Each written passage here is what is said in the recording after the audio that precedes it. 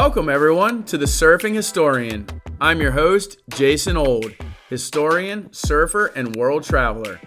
This podcast is dedicated to highlighting some of the latest scholarly research in humanities, social sciences, and surf studies. So paddle out with us while we glide through the world of academia.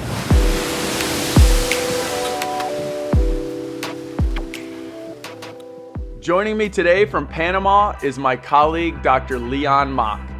Leon is an associate professor in environmental policy and socioeconomic values at the Center for Tropical Island Biodiversity Studies in Bocas, Toro, Panama. For today's episode, we'll be discussing his most recent article titled Establishing a Pre-COVID-19 Baseline for Surf Tourism, Trip Expenditures and Attitudes, Behaviors, and Willingness to Pay for Sustainability. I'm looking forward to learning about this because it actually ties into my research in Nicaragua. But before I throw some questions at you, Leon, I'd like to thank you and our listeners for being part of this episode of The Surfing Historian. All right, Jason. Well, thanks for having me. I'd like to send the thanks back. I really like what you're doing with the podcast, and I'm really excited to be a part of it and share this research, which is really born out of trying to basically say, like, hey, look, everybody, surf tourism is a pretty big deal. It's very diffuse. It's happening in a lot of remote coastal communities around the world, and it's being left out of a lot of really important global scale discussions on how we can have sustainable development or how we can have ocean-based resources contributing to the sustainable development of coastal communities in some of the most marginalized places in the world. So the research was really born out of being commissioned to write a book chapter looking directly at Sustainable Development Goal 14, which is geared towards life below water, put forth by the United Nations. And the reason this is important is because a lot of funding mechanisms happening by a lot of government agencies, whether it's USAID or the World Bank or Global Environmental Facility, are all sort of seeped in the rhetoric that's coming from the United Nations. And the development goals that they put forward are really important to sort of drive funding in international discussions on things. So they're putting a lot of weight on the ability of tourism to be a sustainable resource for communities that don't have a lot of other avenues to diversify their incomes, to boost, to have pro-poor development, sustainable development in a lot of these communities. So we're looking at that broadly speaking for all ocean sports, and we were finding that we couldn't say definitively how big surf tourism was in this discussion. There's a lot of literature looking at dive tourism, how valuable it is. The most cited study says on-reef benefits of just diving tourism alone is around 19 billion annually.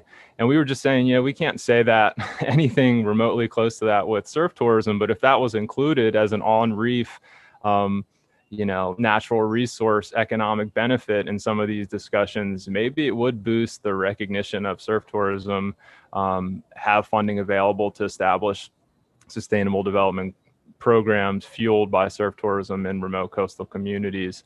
And that's why we were putting the baseline together for one reason, just kind of to say, hey, look, this is a big form of tourism. Also, everybody's saying, how is COVID-19 going to influence global travel? That question's coming from a lot of different spheres. There are calls for building back more sustainably, like not having tourism business as usual, which has been, critiqued in a lot of remote coastal communities. So the kind of convergence of, COVID-19 happening and a lot more emphasis being put on using ocean resources for sustainable development had us trying to do a macro scale study to position surf tourism as something really important and worthy of a grander discussion, rather than kind of remaining isolated in smaller case studies, which are really important, which is what I spent most of my research prior doing and what I'll go back to doing. But it was time to step back and for someone to kind of make a more authoritative stance, justifying its importance. So that's really what the research was all about. Yeah, it's interesting. And, one of the things, in your article, you talk about, I found it pretty interesting in that like I said, what you guys said in the article is the Indonesian government, I'm kind of reading right from the article, despite closing the country to tourism at the time of this publication, is allowing pro surfers to purchase special visas to enter the country and film surf sessions at, a number of uncrowded locations, which functions as a way to stoke the desire for future visitation and earn tourism revenue during the lockdown. And so, what I understand exactly what you're saying. And, obviously Indonesia is full of, islands, as an archipelago, of course, but so what have you, I guess my question about that is, are there any other places doing that, or is this just unique to Indonesia? Well, the Indonesian aspect there was really unique, and we sort of use that to highlight the reality that a lot of national governments are aware of surf tourism's power and how important it is to some different economies around the world. And what Indonesia did was offer, sort of a neoliberal mechanism of suggesting you can buy your way around the COVID restrictions if you want to come and surf these waves, which are, as you know, are now really, really crowded. It's probably the most coveted surf destination in the world to visit. So it's not like a secret anymore. There are people visiting from, everywhere. Everybody wants to go cut their teeth and surf over in Indonesia. So and surfing has always been sort of propelled by this imagery of surfing, beautiful tropical warm waves alone with just your close buds, which is getting harder and harder to do as the surf population grows. Estimates are pretty wild, between 14 and 40 or 50 million. But there's a lot of people surfing, and it's growing in importance. And a lot more people were doing it during the pandemic, which studies also show, as well, as a way to release and to experience nature and to get rid of some of the stress that's involved with, day-to-day lives. So the Indonesian government recognized that and said, we'll allow people to come pay and get a special visa to visit. And then a lot of the hotels, the high-end hotels and live-aboard charters, were sort of subsidizing this fee, saying, "Oh, we'll knock that fee off of our bookings." So, it's not going to change you from a cost perspective, but come surf in Indonesia and spread imagery around that. It's safe and it's wonderful. And that old experience that everybody sought of uncrowded, perfect, best waves in the world are here for people to see, and sort of pent up demand for the masses to be ready and have that demand pent up for when the borders open.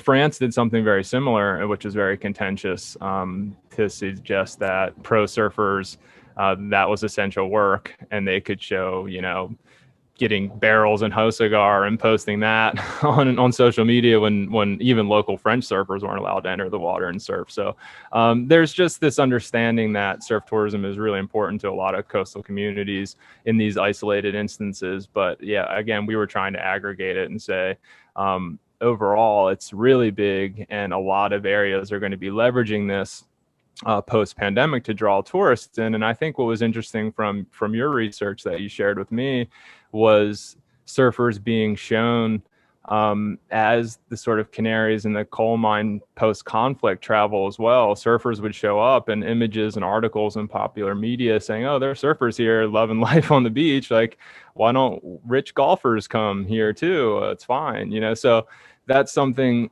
that, cajoling surfers is not going to be that hard post-pandemic to travel and surf in remote coastal communities.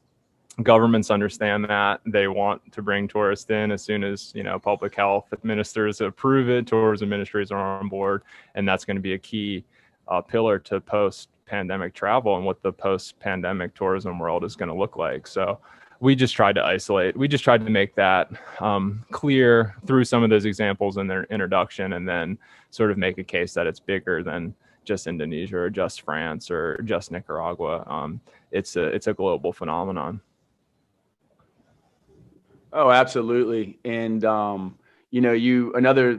thing in your article that I definitely agree with you in that whether it was in Nicaragua post April 2018 with the socio-political upheaval, or even now with the sort of the coronavirus restrictions, surfers, I guess I'm going to just, quote from your article, but it applies to Nicaragua as well. Surfers prioritize uncrowded quality surfing waves much more highly than social elements like the presence of bars and other gathering places. And, whether it's Indo or Nicaragua or even, in Bocas del Toro, like the surfers want to surf uncrowded waves, and these sort of, and this is where it gets contentious, right? You have all these restrictions, but then surfers are like, well, now's the perfect time to go to, whatever place, whether it's, you said, France or Nicaragua or wherever. It's like, well, okay, everyone's in quarantine. So that means, there's not, the surf isn't crowded. So it's the perfect opportunity for surfers. And, that prioritizing uncrowded waves sort of leads surfers to kind of step out, whether, like I said, in Nicaragua with the socio-political upheaval, or now, like you're talking about in places like Indonesia, sort of buying their way to surfing by themselves in the way it used to be. And so, this brings me to another point that I want to, sort of ask you about with your article. You in your article, you say that with regard to surf travel and things like that, because we're talking, you're looking at sustainability and things like that. So you say that surfers don't walk the talk. And then you say later that they're at the same time, they're challenging damaging stereotypes. And so I know that one is about travel and the other one is about gender, but would you mind sort of elaborating a little bit on where you were going with that?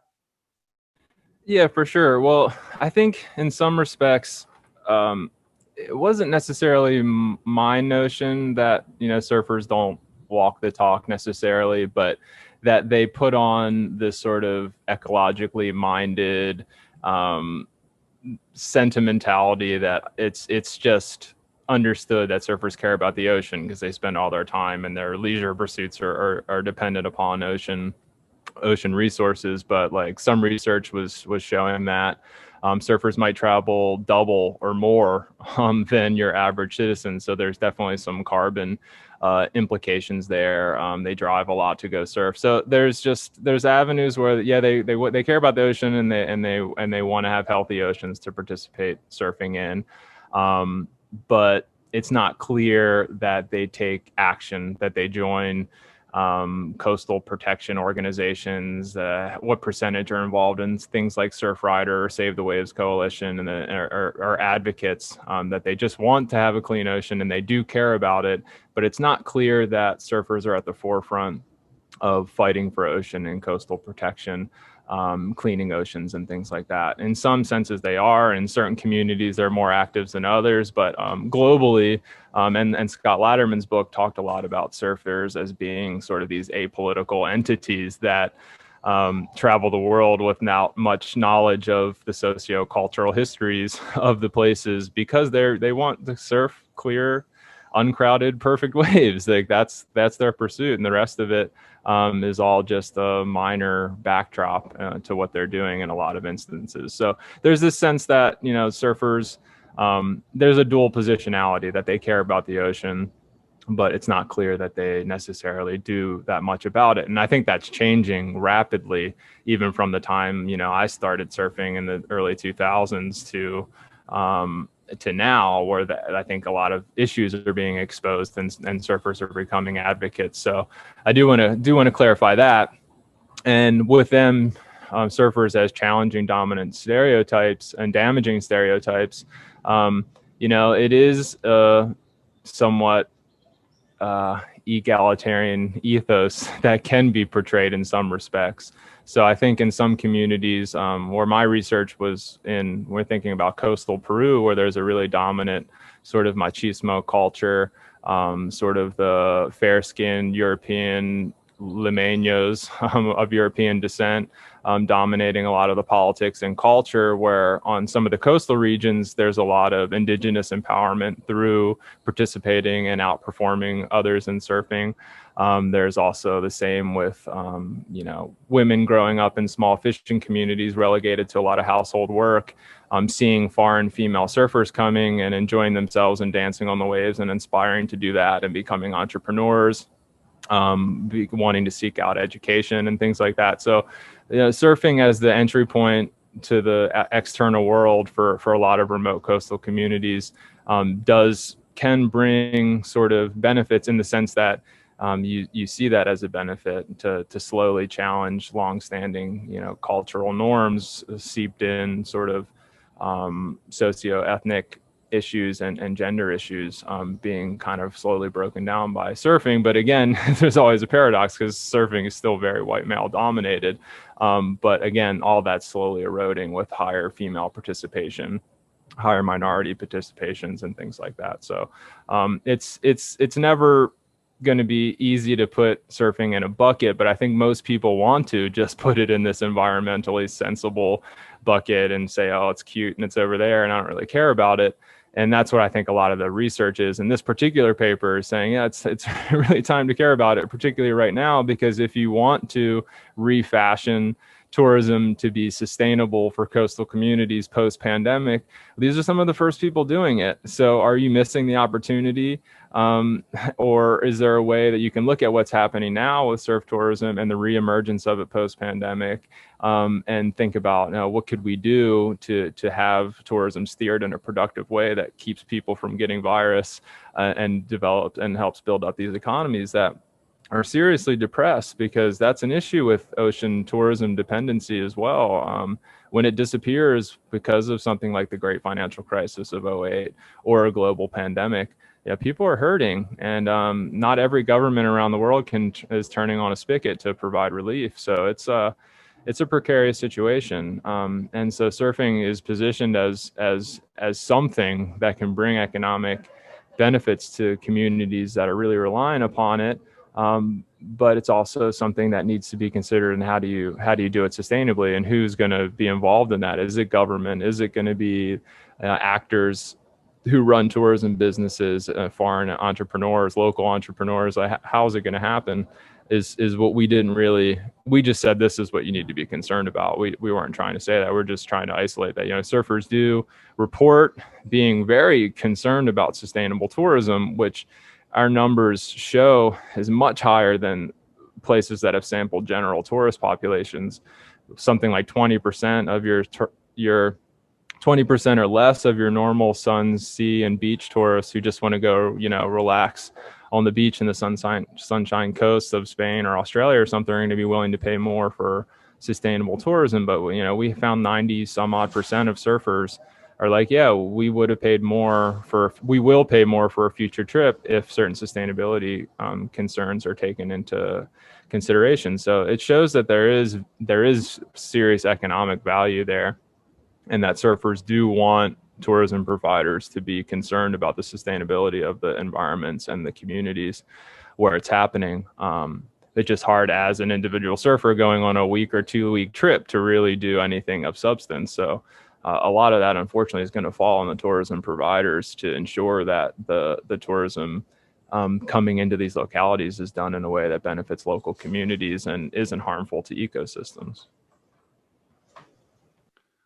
Yeah, it's you guys definitely teased out some really interesting information. And another thing that you guys talk about, well, you use the word blue economy, which I like that term in general. And so maybe you can for the listeners and myself for that matter, kind of elaborate a little bit more as to what that actually means. It seems a little bit self-explanatory, but I'd just like to know a little bit more about that. And the other thing I found interesting in this whole in what you're talking about is the United Nations Sustainable Development Goals.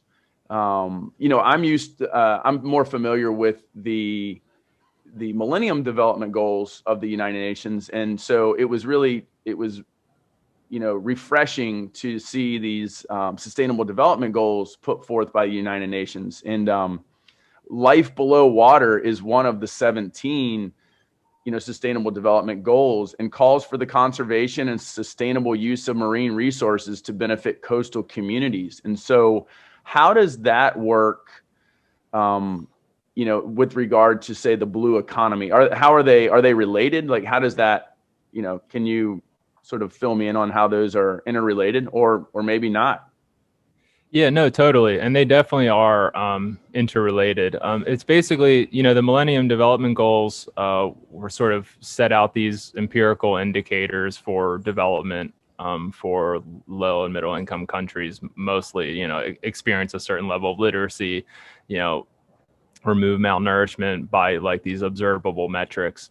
A lot of them based around increasing GDP per capita in these places. So the Sustainable Development Goals was kind of a revamp of that. So, I mean, it's easy to critique sort of the global entities that are governing the world, but they do evolve over time by taking in information and pressure, and they have to get hundreds, 100 and some member nations to be on board with the language. So they tend not to go too far or too radical in what they propose. But the Sustainable Development Goals was an effort to sort of revamp the Millennium Development Goals and say, okay, it's not enough to just increase GDP and some of these other metrics. We have to consider gender equality and things like providing livelihoods in communities and stuff like that. So it was really nice to see the 14th goal dedicated solely to oceans and life below water and trying to combat climate change and things like that, which the UN had previously been a little hesitant to talk about, considering the global geopolitical tensions surrounding climate change and what to do with it. So the blue economy within that is what most people are proposing as a framework for suggesting how you can derive economic value from ocean-based resources in a way that is beneficial to the community members, coastal community members that are ocean dependent, and that doesn't, cause further harm to those ecological resources. So that's really born out of a lot of criticism, as the majority of the ocean-based economy is based off of things like offshore oil and gas extraction, unsustainable, massive scale fishery programs that have decimated fishing populations. Now we have ocean seafloor mining before we've even mapped every surface of the ocean's seafloor. So we're talking about industries dominating and global transit of goods and services, which hasn't been too ecologically sustainable. So the blue economy is saying, look, we can have ocean-based industries if we think about it in this respect. And also do extract wealth from the ocean in ways that are socially and environmentally sustainable. So it's a little bit of like an abstract kind of normative principle, but it's an important one to consider. And I think what we're trying to suggest is that though surf tourism is not inherently sustainable, if ocean-based tourism was the fastest growing value-added segment of the ocean economy, generally speaking, inclusive of oil and gas extraction and some of and unsustainable fisheries, that we need to look to sources of ocean-based tourism and say, okay, like there definitely is potential for them to be ways to extract resources in sustainable way from ocean, from extract ocean-based value from these resources in ways that are sustainable. But we have to really double down on those efforts and put some thought into it. It's not going to happen organically or without effort. So that's basically what we're trying to say. It's one thing to point out the need for these sorts of things and to propose the blue economy framework, but now we got to say, okay, then how do we do that on the ground? And that's, I think, the next step to suss out and sort through. Yeah, no doubt about it. And, earlier you mentioned Save the Waves Coalition, and, they're doing a lot of amazing work among many, many other, organizations out there that are looking to protect, say, surf ecosystems. And I'm actually on the global advisory board of Wave Changer. It's an Australian-based organization that looks at more sustainable ways of doing surfing as far as the surf industry and products and all of that. And so hopefully, I can get Tom Wilson on. He's the founder of it. So hopefully I can get him on to talk a bit more about some of the things you just mentioned as well, and his project. But again, kind of coming back to your article, and with regard to the blue economy and surfers and sustainability, you say this study revealed a concerning trend that surfers with higher ability levels place less emphasis on sustainable travel behaviors and are willing to pay less for sustainability than other groups of surfers. And so I guess the way I understand that, or I want you to sort of explain a bit more, but if expert surfers travel more, I mean, that, I'm generalizing. Why would they value sustainability less? Can what did your research indicate, or what did you find, regarding that? Is there a why behind that? Yeah, I definitely want to go back and then get to that. So if I do skirt that question, pull me back to it, because I do want to answer it. But going back to the Save the Waves Coalition, another aspect of Sustainable Development Goal 14 sort of is piggybacking on increasing protected areas, marine protected areas. And now there's the big thrust, and the WSL is on board with it as well. And a lot of entities are pushing this 30% of marine areas protected by 2030. That's just, again, we're just trying to make a thrust at saying the marine protected areas don't all have the most impressive track record in terms of being actually protecting ocean spaces on the ground. Like, they exist, they're nice on paper, but if people and communities aren't buying into them and don't see value from the protected area, they're not going to protect it. They're not going to follow the tenets put forth in the legislation. They're going to be ineffectual. So surfers are, they're important ocean stakeholders in a lot of different communities. And if you can bring them into the process and have them on board with protecting more ocean space, it provides a framework for more robust protections. These are people who get in the ocean every day. There are waves. They're there. They're looking at it. They know it. They know fishermen in the communities. They want them to achieve and do well for themselves. So they're really important ocean advocates if they can be pulled on. And I think they're a big portion of boosting the amount of protected areas in the oceans. And I commend Save the Waves for, seeing that a while ago and, using surfers to raise awareness about issues in places, in Chile and Indonesia, and now the Mach campaign. So I think what it is really great to say, finally center off and say, like, surfers, environmental group that can be active in helping get more space protected. And doing that. It says my internet's unstable, but okay.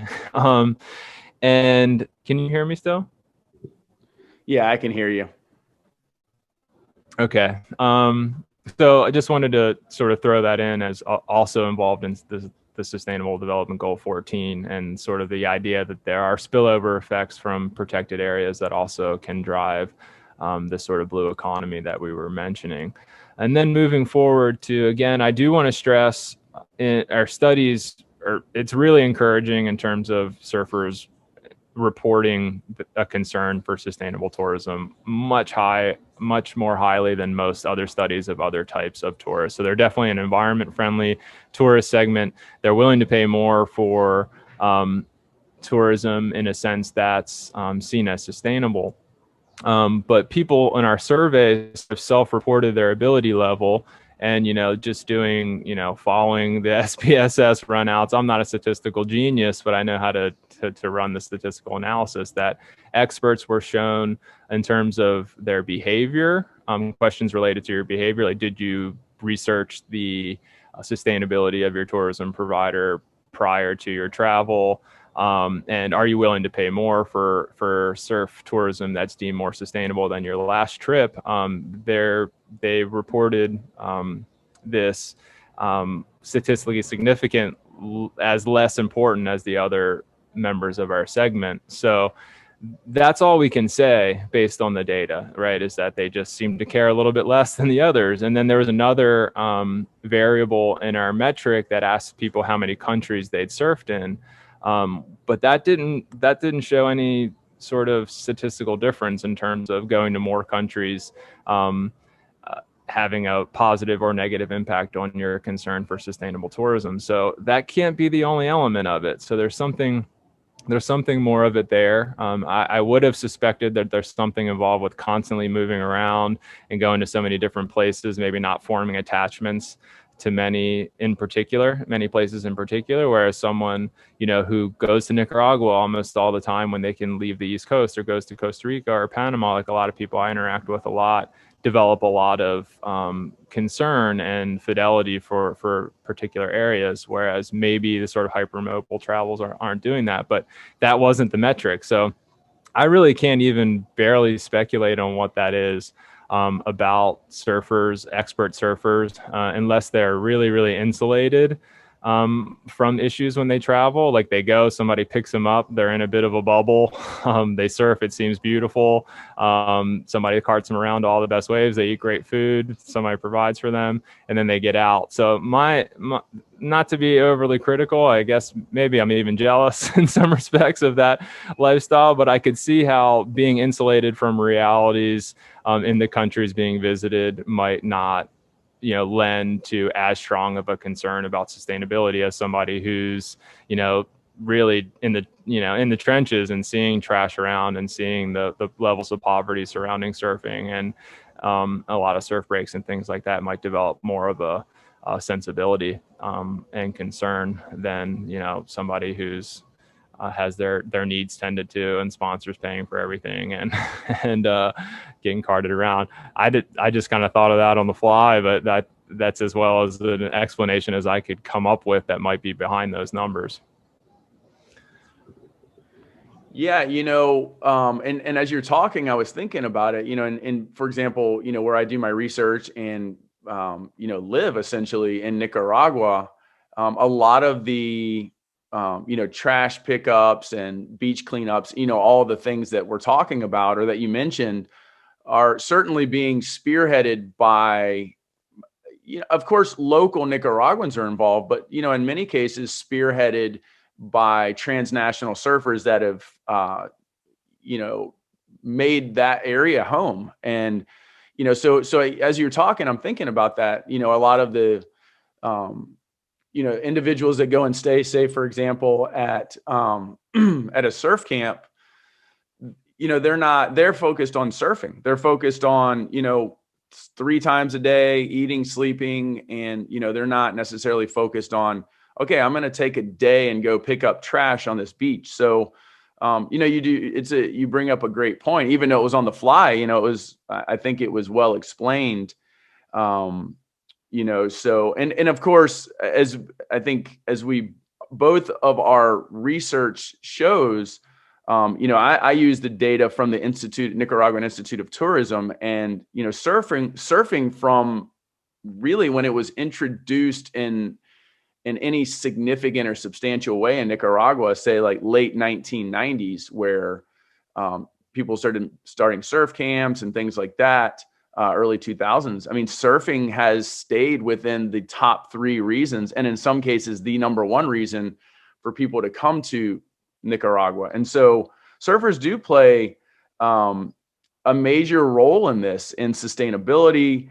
And you even say in your article, tourism, you say tourism. I don't know if we're specifically in that case talking about surf tourism, but you say, tourism has been critical in this effort, particularly in small island developing states and in low and middle income countries. And so, can you elaborate a bit more on that? And then I guess my question is, what role should surf tourism play in this, or surfers? Like, in your opinion, what role should it play? Yeah, and those are really good questions. And going back to what you were saying, a lot of the environmental initiatives being driven by, expat, I don't like that. I like lifestyle entrepreneurs, or I like that term a little bit better. But, people who have left their country of residence to start surf businesses in places that they really love and care about, and trying to find a way to make revenue to live in the places where they want to in the world, which is what drives a big bulk of the surf tourism industry. So not necessarily people who are trained in sustainable tourism or hospitality or even business necessarily, just people who love it and love a place and want to make their livelihoods in doing it. So they are in a lot of senses committed to the sustainable development of these coastal communities, and they do drive a lot of initiatives. And Bocas del Toro as well. I mean, the end of the road, people used to, that's where the trash, they didn't have a municipal trash site, so it was just dumped in a surf break that's called dumpers, that people never surfed because it was where all the trash was just dumped at the end of the road on the beach. And people say, oh, there's a great left point break out here, like let's clean this up. And that was a big thrust in opening up Bocas as a surf tourism destination, and bringing in a lot more tourism and opening up a whole new beach area to travel and things like that. So I think what we're getting to in that sense, and what you're mentioning is, most surfers do mostly just want to go on their surf trip and just surf. Like, their lives are stressful. They work harder than people think they do to make ends meet, and life's expensive and to travel is expensive. And they just want to surf and be fed well. And that's what they want to do. And they don't want it to be crowded. And that's okay, I think, particularly if the lodging and hotel providers are creating a framework where that's being done in a way that's sustainable in those places, where they're creating sort of destination management organizations, and they're thinking about, competition and how more and more, hotels is going to diminish the quality and the amount people are willing to pay to come enjoy these resources, and tax the infrastructure that's here to treat effluent and trash piling up from tourism growth. So it's saying, it's just suggesting people get together, make sure they're trying to do the most they can to make their businesses be sustainable. And a colleague of mine and a friend of mine, Jess Ponting and Carl Kish, started an entity called Stoke Certified, which puts out indicators for surf tourism entities to look at and follow and create follow actual benchmarks for making their operations more sustainable in the places where they are. And that's just one example, but it's a good one of saying, the providers have to be the ones doing the initiatives. In a lot of places, the governments aren't going to do it until they're pressured enough, and people are going to travel and go surfing. So unfortunately, a lot does, or fortunately, depending on how you look at it, a lot's going to fall on the tourism providers in those senses. And I thought, early on in my research, which kind of commenced in 2008, 9-ish, there was a lot of surf development organizations that were being created around that time too, to sort of fill the vacuum and inspire that sort of change, whether it's like Waves of Optimism in Nicaragua I think that they've unfortunately shuttered at this point. But we used to visit them with student groups doing, public health work in Gigante and trying to establish sustainable community tourism in that area. There's Waves for Development in Lobitos, Peru, where I spent six months as a volunteer surf tourist and researching their operations. There's Give and Surf here in Bocas del Toro. So there are entities, NGOs inspired also by surfers that are trying to attack some of these issues directly in coastal communities. And I think supporting them is something really great too. Like, maybe you're not necessarily going on a surf trip and you're going to feel like picking up trash, which I hear you. I probably don't want to do that too on my 2-week surf trip.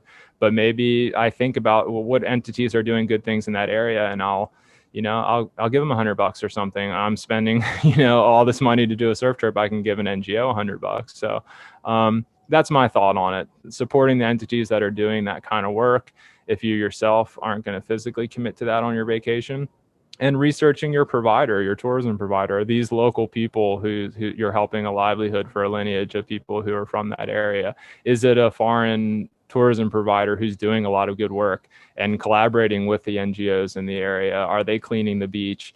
Is their energy coming from renewable sources? Do they have good relationships? Are their employees paid well? So doing that research, I think and a lot of that can be done on the front end, and then just go enjoy your surf trip.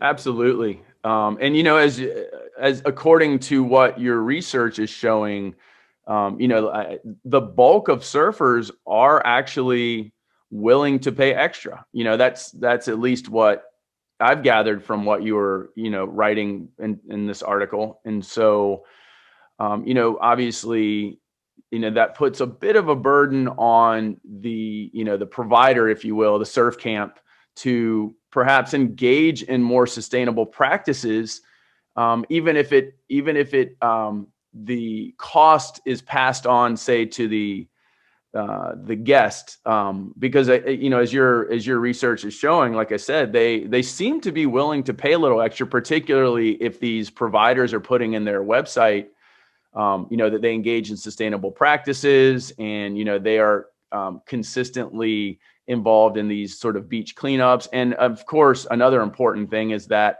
their hiring practices are considering locals and empowering locals and providing upward mobility for the folks in these areas. And so I really enjoyed reading your article, and with that, I actually want to just go ahead and give you the last word.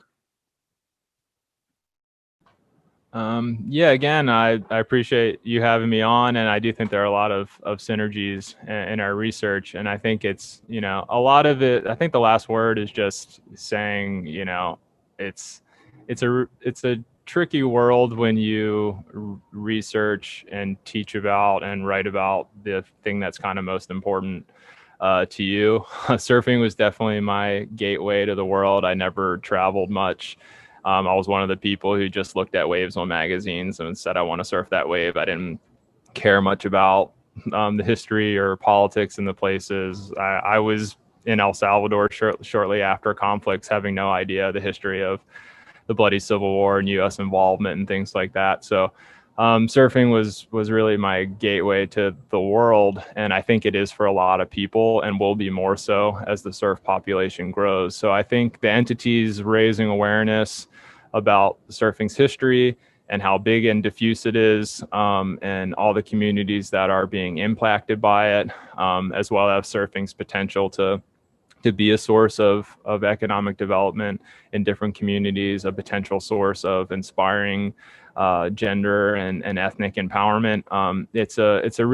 It has a lot of potential to do a lot of really good things, but it's not going to happen on its own. So just encouraging, people in different spheres to keep working on what they're working on, and that the field's important, it's big enough, and it can make a lot of measurable change in terms of global ocean health, which is, I truly believe in like literally global ocean impact surfers could have at this point, and as well as drill down into remote coastal communities all over the world. So I think that's, at the end of the day, there's some technicalities in the paper and things like that, but the goal of it is to just sort of put a beacon of light on this entity, particularly right now, and say, like, let's look at it. What does surf tourism look like in these communities right now? Because that's going to say a lot about what the post-COVID tourism era is like as it mushrooms off and expands beyond surfers. If you enjoyed Dr. Mach's research on surf travel and sustainability, you're not going to want to miss next episode. I'm joined by my friend and colleague, Dr. Lindsay Usher. Lindsay is a professor of park, recreation, and tourism studies at Old Dominion University, and she'll be talking to me about her latest article titled Virginia and North Carolina Surfers' Perception of Beach Nourishment. You won't want to miss this informative episode.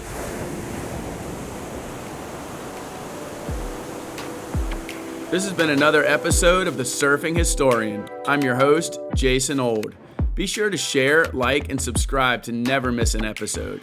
Again, thanks for listening, and until next time, stay stoked.